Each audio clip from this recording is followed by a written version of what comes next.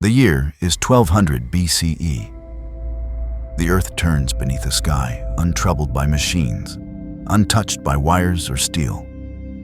Across the eastern Mediterranean, civilization pulses, alive with the clang of metal, the roar of war chariots, the murmur of scribes scratching history onto clay. From the shores of Greece to the fertile valleys of Mesopotamia, a golden age blooms in bronze. In mighty Egypt, pharaohs rule as gods beneath towering obelisks. In Mycenaean Greece, kings sit in palaces of stone, drinking from cups of silver. In Hattusa, capital of the Hittite Empire, iron is whispered of like a myth. And on the Levantine coast, Canaanite traders sail sleek ships stuffed with glass, timber, tin, and ideas.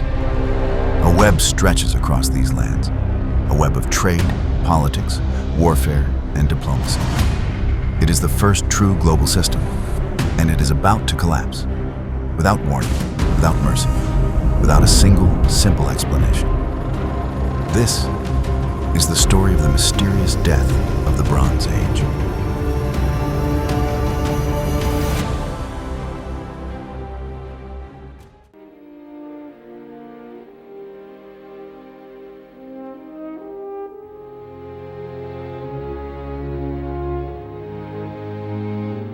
Before we can understand the fall, we must walk among the living.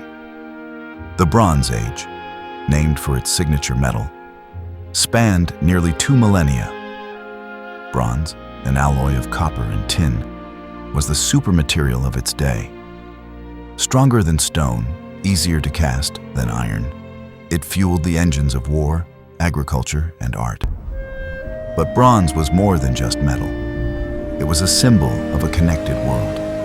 Tin from Afghanistan, copper from Cyprus, resin from the Levant, lapis lazuli from deep within what is now northern Pakistan. This wasn't a series of isolated kingdoms, it was a sprawling ecosystem. What happened in one corner of the world could ripple across oceans.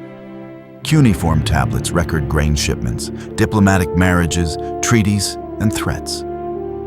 They speak of kings who call each other brother and trade not just goods, but trust. It was a delicate balance, prosperous, but fragile.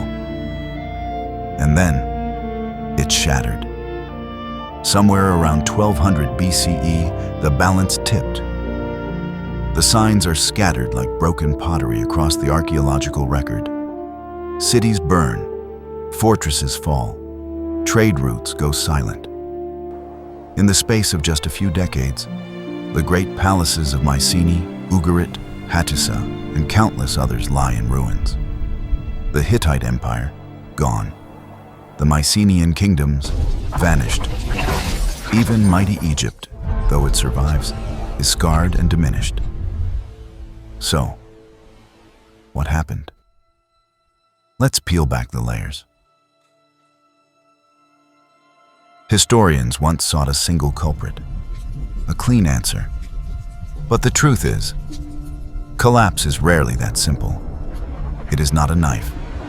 It is an avalanche. On the walls of Ramses, the third's mortuary temple at Medinet Habu, Egypt records a dire battle. Hieroglyphs speak of strange invaders, migrants, warriors, peoples of the sea. They arrive in ships, whole families aboard, with oxen and carts in tow. Egypt calls them the Sea Peoples.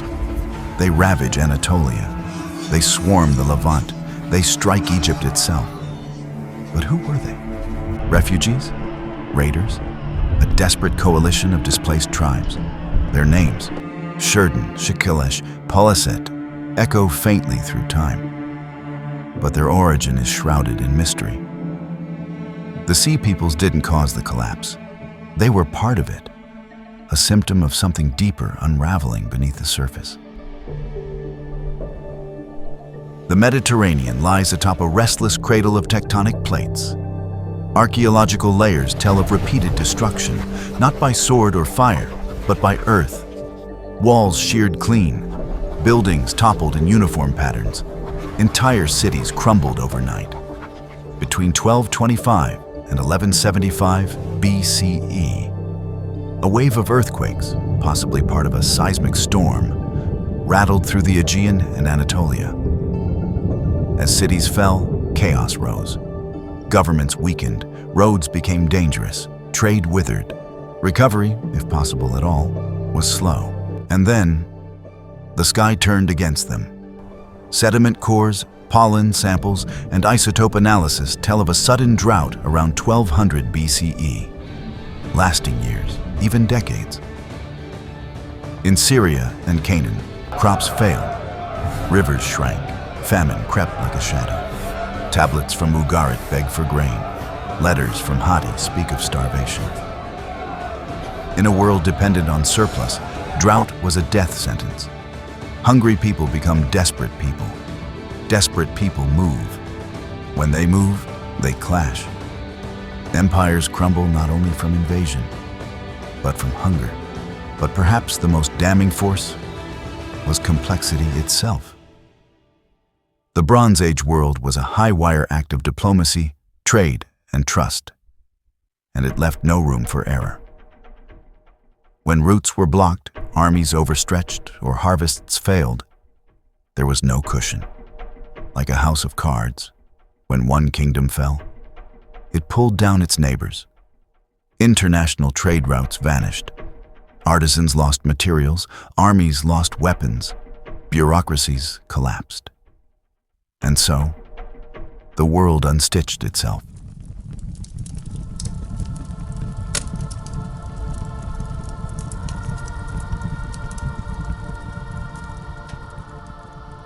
Imagine standing on the cliffs above Ugarit in 1190 BCE. You see smoke on the horizon. The harbor is silent. Ships lie gutted in the surf. Inland, the city is in ruins. Homes blackened, temples looted, scrolls charred. The last letter from Ugarit, hastily scrawled, pleads, "The enemy ships are already here. We do not know what they are, but they are burning our cities. My lord, save us." No answer ever came. This was not a sudden cataclysm. It was a slow, grinding death spiral. Some cities were destroyed in war, others abandoned, others simply vanished. Writers stopped writing, traders stopped trading, the lights went out across a continent. What followed was centuries of silence. In Greece, writing disappeared for 400 years. Pottery became crude. Palaces were never rebuilt. Even population declined. In Anatolia, the mighty Hittite capital of Hattusa lay buried beneath weeds and dust, its cuneiform libraries forgotten. Only Egypt clung to survival, limping through the new kingdom's twilight, its borders drawn inward, its gods silent. Historians call it the Greek Dark Age. But it was more than Greek. It was a pan-Mediterranean regression. And yet, from darkness, light slowly returned.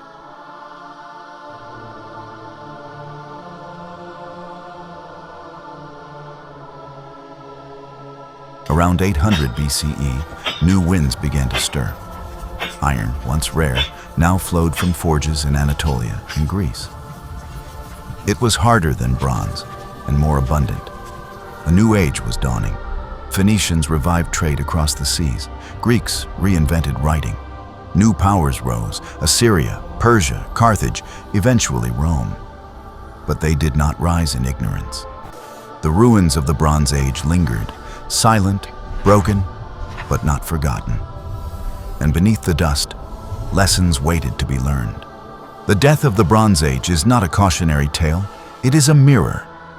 It shows us that complexity is not invincibility, that even the most intricate systems, political, economic, ecological, can collapse if stretched too far. Climate shifts, migration crises, economic entanglements. These are not just ancient problems, they are timeless ones. Our world too is interconnected, dependent, fragile in ways we scarcely notice. But from every collapse, something survives. Something learns, something endures. The Bronze Age died, but it gave birth to the Iron Age, to philosophy, to democracy, to us. We walk among their echoes, build on their ruins, dream their forgotten dreams. So ask yourself, when the sky darkens and the earth shakes, will we remember the fall of the first global age, or will we repeat it?